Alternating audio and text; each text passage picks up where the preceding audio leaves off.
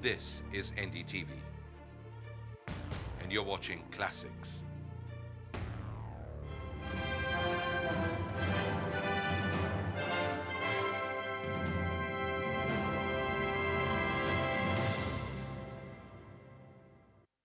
Hello and welcome to Reality Bites. In Srinagar, the latest peace mission, the Kashmir Committee, had extensive talks with separatist groups today. At the end, the Hurriyat Conference at least stuck to its old decision to not take part in the assembly elections and insisted once again on Pakistan's involvement in any long-term dialogue. But at the same time, it welcomed the offer of dialogue by the centre. Reality Bites this weekend zeroes in on the man leading the negotiations for peace. Let me start with a somewhat cheeky question. It's a question that many people want to ask, but they don't when they come face to face with you. Who does the Kashmir Committee represent? Who do you represent in these talks? Well, if you ask me, we represent ourselves. But now that we have started functioning and we are in the public eye, I have found that we represent a large body of opinion in this country.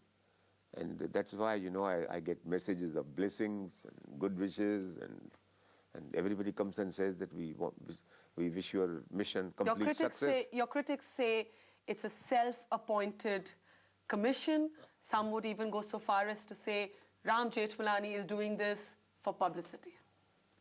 Listen. These are the kind of things which always some evil tongues talk about, and this is nothing new.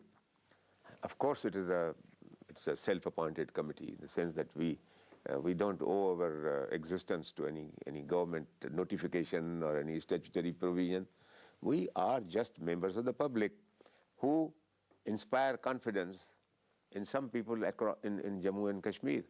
This group came into existence because when I was there in June and I had a long conversation with the hardcore of Kashmir separatists. I remember, I met you there, and this was before Abdul Ghani Lone was killed. That's right. And they suggested at the end of my talk with them that, can't you, Mr. Jethmalani, find a few persons who think alike as you do and have a group, and then our group will talk to them.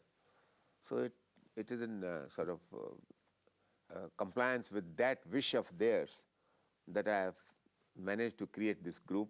But the moot point really, sir, is how far the government is prepared to listen to you. You have said you have the blessings of both the Prime Minister and the Deputy Prime Minister, but why? The question is asked who you represent. Every time people keep telling me that I have said that we have the blessings of the Prime Minister and the Deputy Prime Minister. I have always said that it is I who is blessing them. I have no blessings from anybody except that they have said that we are doing excellent work and our work has been welcomed. And why should they not? We are doing something which they should be doing. Let me put it to you like this. Your commission would have no teeth if the government were not prepared to listen to you. Isn't that true?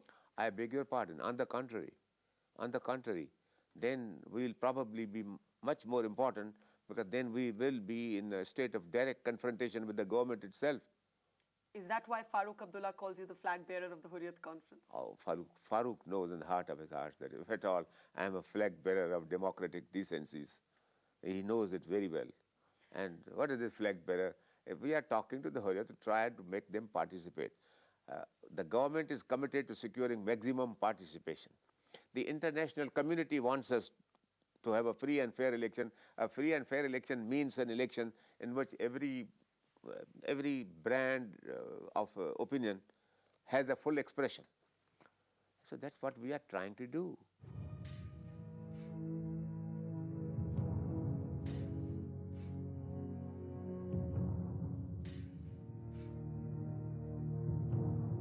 Farooq Abdullah would say, why should the government be held hostage to a group of people who receive money from across the border? I'm sorry. That is exactly what the elections have to prove or disprove. And it may be that Farooq is right. It may be that he's wrong. But that's ultimately for the people to give a political verdict in a free election. But the specific condition of governor's rule, Farooq Abdullah once again would turn around and say, why not do it in Gujarat? There are many people today who are drawing linkages between Gujarat and Jammu and Kashmir. I am not at the moment discussing the Gujarat problem. But the difference between the rest of the provinces or the rest of the states in India and the Jammu and Kashmir government is that in every state, the existing government has been elected by a free and a fair poll, or at least a poll the authenticity of which has not been significantly or sufficiently challenged by anybody. Are you saying the National Conference is not really a representative government? Well, look, the criticism against that government has been that it came into power and it has sustained itself in power as a result of rigged elections. Now, whether it is right or wrong, I don't become judgmental about it. But the next election, the free and a fair election, in which everybody participates, will show what the state of their strength is. मेरा ख्याल है कि वो जो एक बार ज़ियाउल हक ने कहा था उनको एक पैकेज अमेरिका ने दिया था उन्होंने कहा कि I don't want peanut packages. मैं आपसे बात करना चाहूँगा इस सिलसिले में वो ये कश्मीर की सूरत हाल को कश्मीर की सूरत हाल के अंदाज को समझने की कोशिश करनी चाहिए कोशिश होनी चाहिए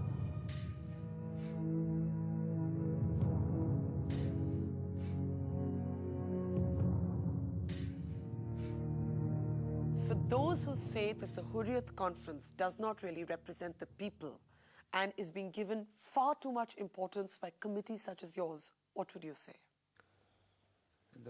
The simple answer is that is why we are inviting them to participate in an election. The election will prove what power they have. And if they don't participate in the election, one of the inferences which many people will draw, including probably myself, is that they have no power to show and they are not sure of their power. That's why they don't want to enter the contest. And your sense, sir, your sense, because I know you've been meeting many of these separatists even before the talks officially kicked off. You were one of the last people to meet Mr. Abdul Ghani Lone before he was assassinated. Your sense from the inside track, the words that we do not hear. Well, the words that you don't hear and you want me to communicate to you are words that create a sense of optimism in me. Beyond that, I don't think you should ask me to speak. Do you think someone like Mr. Lone, for example, would have participated in elections if he were alive today? Yes, but I don't want any more murders of that kind which poor Lone had to suffer. And I think we will leave it at that.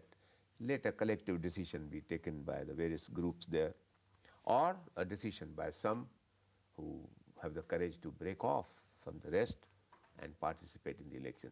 I'm quite sure that that is exactly what is going to happen. So you're saying the Hurriyat Conference will split?